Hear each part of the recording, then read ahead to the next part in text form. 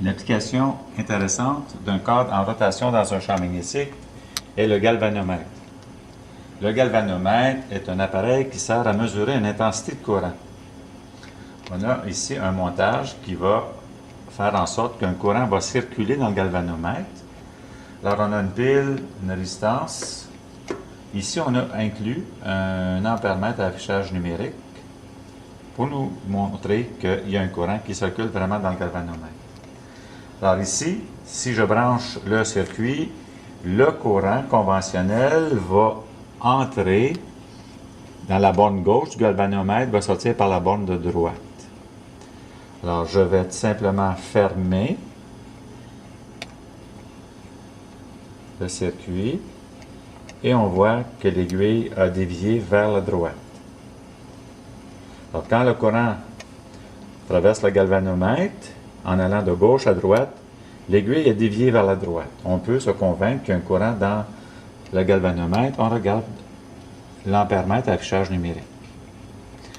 Maintenant, on va tout simplement inverser le sens du courant dans le galvanomètre.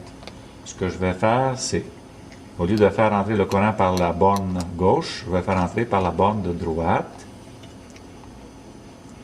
Je vais entrer par la borne de droite et je vais faire sortir par la borne de gauche. Et là, on voit que la déviation de l'aiguille est vers la gauche. Le galvanomètre nous renseigne sur le sens du courant et aussi sur l'intensité du courant. Allons voir à l'intérieur du galvanomètre.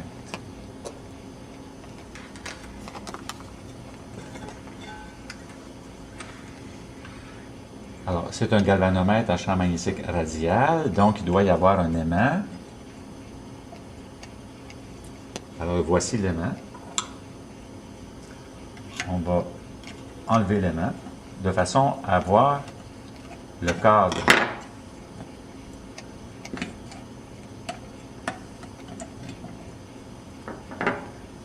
Dans le galvanomètre à aiguille, souvenez-vous que l'aiguille est soudée au cadre.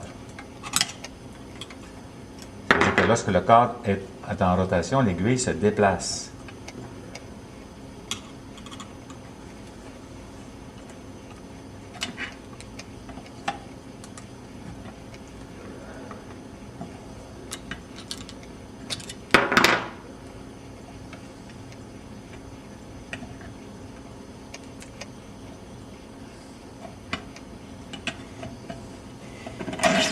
Bon, le voilà.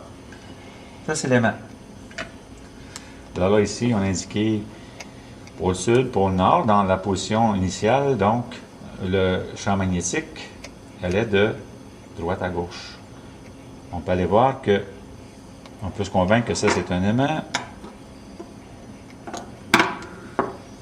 On peut aller voir maintenant dans le galvanomètre qu'il y a effectivement un cadre. Et ce cadre-là a été soudé à l'aiguille. Ça veut dire que si je déplace l'aiguille, ça c'est l'aiguille. Si je déplace l'aiguille, le cadre se déplace aussi.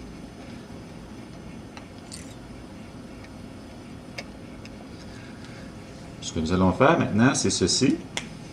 Nous allons faire passer un courant dans le galvanomètre, mais le cadre va être en absence d'un champ magnétique.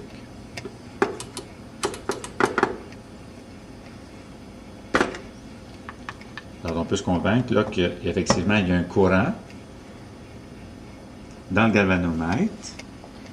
L'ampèremètre affichage numérique nous indique qu'il y a un courant d'environ 25 microampères. Si on regarde l'aiguille du galvanomètre, elle est au centre de l'échelle. Le cadre n'a pas tourné. Le cadre n'a pas tourné parce qu'il n'y a pas de champ magnétique. Là, ce qu'on va faire, c'est ceci, c'est qu'on va approcher l'aimant. On voit que là, l'aiguille dévie vers la droite.